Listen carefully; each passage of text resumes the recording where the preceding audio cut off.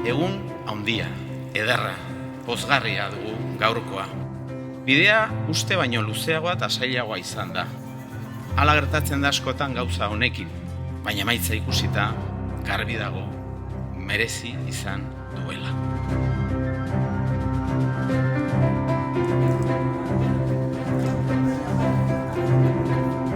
Orgullosos y orgullosas de nuestro patrimonio, presentamos la Puerta de la Cultura Vasca bajo la metáfora Aretz bizia, un concepto que toma como metáfora el viejo roble reverdecido, un viaje desde nuestras raíces hasta la visión más contemporánea.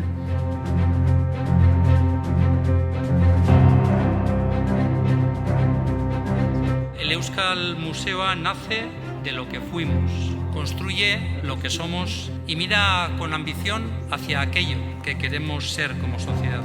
Porque la cultura no es solo herencia, es también diálogo, convivencia y proyecto.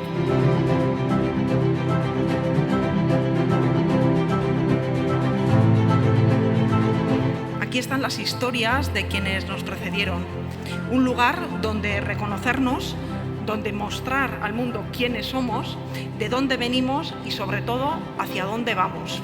Nortasun propioa zaintzea eta proiektatzea inoiz baino garrantzitsuagoa egiten jaku. Hori da Euskal Museo Barriaren balioa.